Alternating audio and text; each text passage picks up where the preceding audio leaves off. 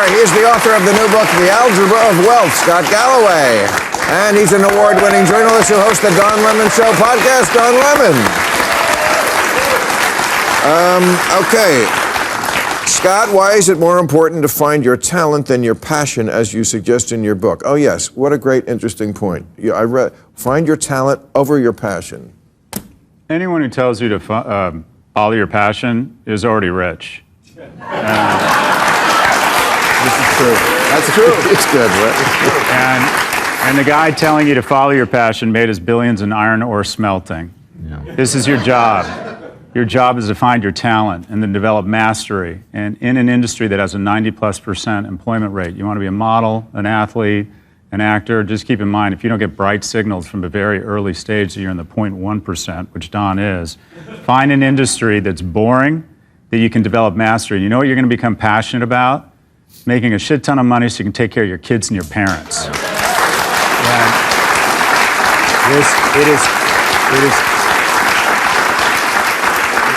It is terrible advice for young people. They're amazing industries.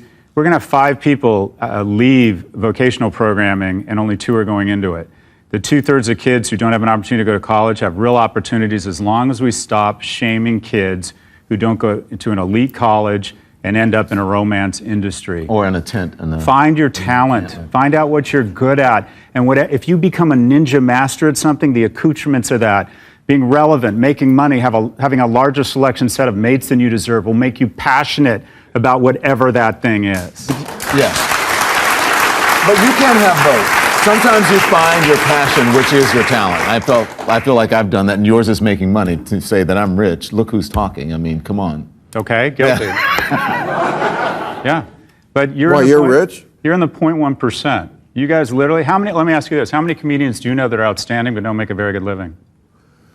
None. None? Outstanding? I think eventually talent outs. Yeah. Now, that's not to say that anybody mediocre can have a few good years, but long careers, show business is full of bullshit, full of it. But the one thing it does adore is talent. Yeah. And it usually gets that right. I mean, Spielberg isn't Spielberg because, he Okay, Spielberg. There's 180. Okay, but sorry, go ahead. But even in comedy, like, who do you think is a big phony?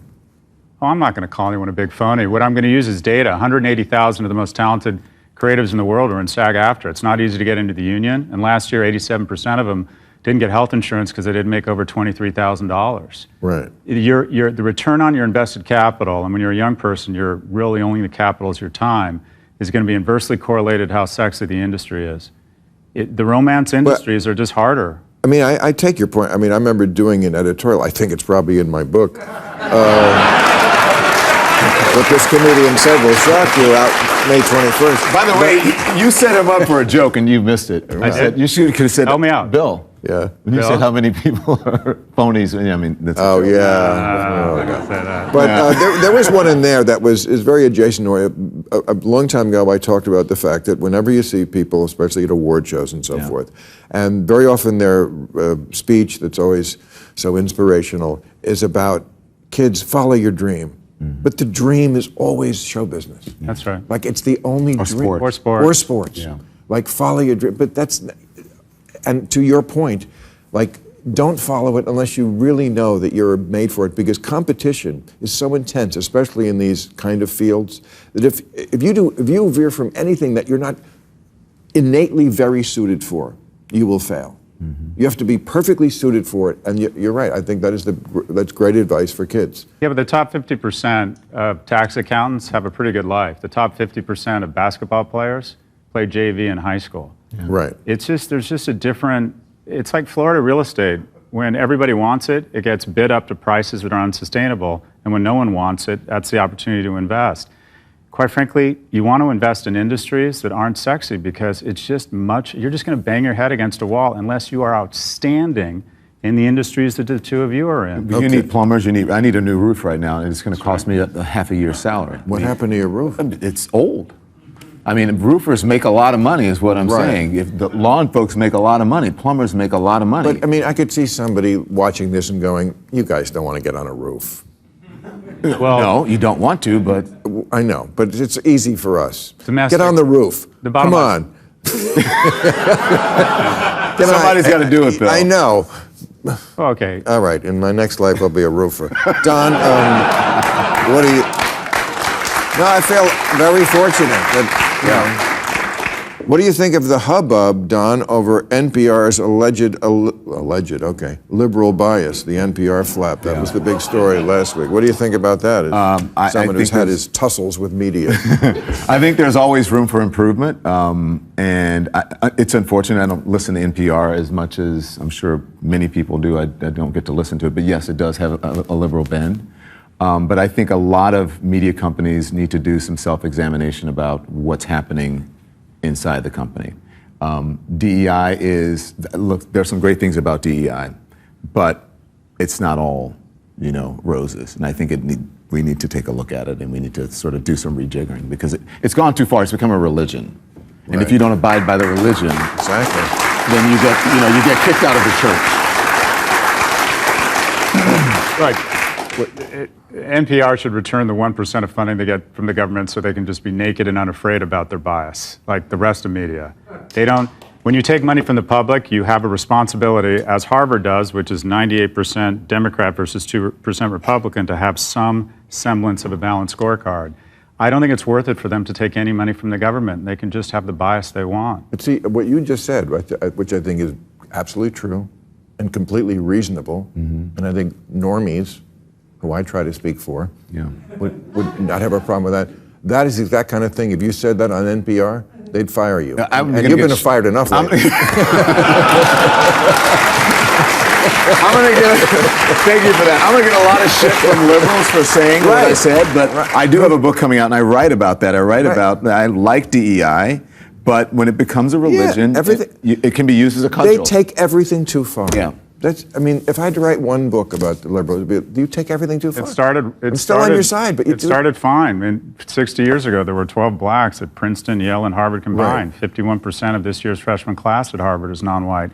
That's a tremendous victory. The question is, where do we move from here? And the bottom line is, affirmative action is wonderful, but it shouldn't be based on visible characteristics. That causes more trouble than it solves right now. It's not needed. What we need is affirmative action. I'm not done yet. What we need is burn him, heretic, monster. What we need is affirmative action based on color, called green. Poor kids deserve more help. You would rather. This is a sign of victory in our nation. You would rather be born gay or non-white than poor. So let's help the poor kids out. Letting in the Indian daughter of a private equity billionaire isn't diversity. I'd rather be born rich. I'm just saying, but me too. Yeah, but it was actually more fun getting rich. Yeah. If you're born rich, you don't ever appreciate it. And then you're up on the roof, trying to feel like a regular guy. What does the panel think about Harvey Weinstein's case being overturned? Oh my gosh! I mean, I did not see that. I did not see that coming. I had this question last night at the Time 100. Okay. You can't win with this because he's guilty, right? Still in Los Angeles, he's been proven guilty. He's not going to get out of prison. But there were some issues with the trial, right? The judge did apparently allowed some testimony in that was prejudicial instead of probative. All right, but I feel awful for the victims. But I think that just like anyone else, Donald Trump is facing the music in a courtroom in New York City. Harvey Weinstein, he deserves a fair trial. Harvey Weinstein, whether you think he's a monster or not, he deserves a fair trial. That is our legal system. Now, is it a setback? What I was asked last night, is it a setback for the Me Too movement? No, I don't think it's a setback. I don't think women will allow that to happen. I just think it's another test. But under our legal system, you're supposed to get a fair trial. Everyone's supposed to be treated equally. Why? It seems like the prosecution blows the case so many times. Like, did they need to bring those women? I mean, the reason why this got thrown out is they brought women who were not absolutely in his case, and they could have just brought those. Just as and we all knew that he did it 1,000 times. Exactly. But technically, that's what's going to get him off. And by the way, he could go free because then the lawyer in California is going to say, well, this case is predicated on the one in New York, and that one's out. I don't think he's going to go. I agree with you. That could happen. It could happen. I could be wrong. I don't think that's going to happen. Well, look, the occasion. He's never going to win the Oscar again, I'll tell you that. All right. Occasionally, when you have a construct that you try to scale, occasionally they're going to get it wrong. By the way, I don't know if you heard, O.J. Simpson died a few weeks ago. All right, guys, thanks for coming aboard. Thank you Thank very you. much, folks. You were great. Appreciate it.